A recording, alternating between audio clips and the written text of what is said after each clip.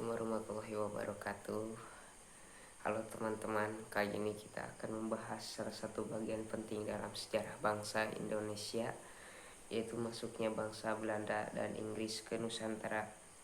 Kedua bangsa Eropa ini datang bukan hanya untuk berdagang, tetapi juga meninggalkan jejak panjang kolonialisme dan penjajahan di negeri kita.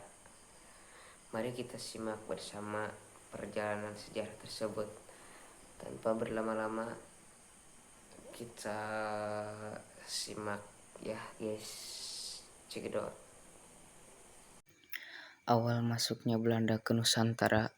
Belanda pertama kali datang ke Nusantara pada tahun 1596, dipimpin oleh Cornelis de Houtman yang mendarat di Banten.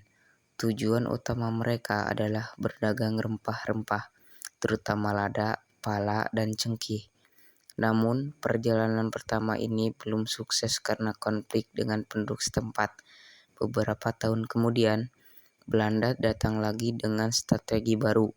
Pada tahun 1602, mereka mendirikan VOC atau Verenigde Oost-Indische yaitu kongsi dagang yang memiliki kekuasaan luar biasa.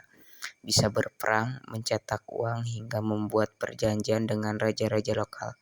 Sejak saat itu, VOC perlahan-lahan menguasai perdagangan di Nusantara dan mulai menancapkan kekuasaan kolonialnya. Kehadiran Inggris di Nusantara. Tidak hanya Belanda, Inggris juga tertarik dengan kekayaan Indonesia. Pada tahun 1600, Inggris mendirikan East India Company atau EIC. Inggris masuk ke daerah-daerah seperti Banten, Ambon, dan Banda. Awalnya Inggris bersaing keras dengan Belanda untuk menguasai rempah-rempah. Namun persaingan ini sering berujung konflik. Salah satu peristiwa terkenal adalah peristiwa Ambon 1623, di mana beberapa pedagang Inggris dituduh berkhianat dan kemudian dihukum mati oleh Belanda. Peristiwa ini membuat Inggris menarik diri dari Maluku dan lebih memusatkan perhatian ke India. Meskipun begitu, Inggris tetap tidak sepenuhnya meninggalkan Nusantara. Masa pendudukan Inggris. Pada awal abad ke-19, situasi berubah. Saat itu Belanda berada di bawah kekuasaan Prancis karena Napoleon. Inggris memanfaatkan keadaan ini untuk mengambil alih kolonial Belanda, termasuk Indonesia. Tahun 1811, pasukan Inggris di bawah Thomas Stamford Raffles berhasil merebut Batavia. Selama 5 tahun, Indonesia berada di bawah pemerintah Inggris. Raffles membawa banyak perubahan, misalnya membagi Pulau Jawa menjadi beberapa keresiden, memperkenalkan sistem sewa tanah, melarang kerja paksa, dan mendorong penelitian sejarah serta budaya, termasuk ditemukannya Candi Borobudur. Namun kekuasaan Inggris tidak bertahan lama.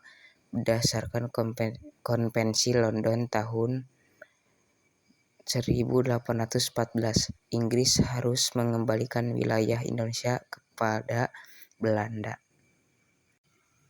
Belanda kembali berkuasa. Setelah tahun 1816, Belanda kembali menguasai Indonesia. Kali ini mereka memperkuat kekuasaan dengan sistem tanam paksa atau kultur stil sel. Pada tahun 1830, sistem ini mewajibkan rakyat menanam tanaman ekspor seperti kopi, tebu, dan nila. Hasilnya sebagian besar dikirim ke Belanda, membuat negeri penjajah sangat kaya, sementara rakyat Indonesia menderita. Kelaparan terjadi di banyak daerah. Inilah masa ketika penjajahan Belanda semakin keras dan terstruktur. Inggris tidak lagi berkuasa langsung, tetapi pengaruhnya tetap terasa lewat perdagangan dan budaya. Sejarah masuknya Belanda dan Inggris menunjukkan bagaimana kekayaan alam Indonesia menjadi incaran bangsa asing. Belanda bertahan lebih lama dengan sistem penjajahan yang ketat, sementara Inggris hanya sebentar tetapi meninggalkan jejak penting melalui kebijakan dan penelitian ilmiah. Bagi bangsa kita, masa penjajahan adalah pelajaran berharga bahwa kekayaan alam yang kita miliki harus dijaga dan kemerdekaan yang diperoleh dengan susah payah tidak boleh disia-siakan. Sejarah mengingatkan kita, penjajahan tidak boleh terulang kembali. Demikianlah sejarah masuknya Belanda dan Inggris ke Indonesia. Dari kedatangan mereka, kita belajar bahwa kekayaan alam bisa menjadi alasan sebuah bangsa dijajah. Namun kita juga belajar bahwa semangat perjuangan dan persatuan mampu mengusir penjajahan. Semoga sejarah ini menjadi pengingat bagi kita semua untuk selalu menjaga kemerdekaan dan mengisi dengan hal-hal yang bermanfaat. Terima kasih sudah menyimak. Mohon maaf bila ada salah ucapan dari saya kepada kalian ya teman-teman. Wassalamualaikum warahmatullahi wabarakatuh.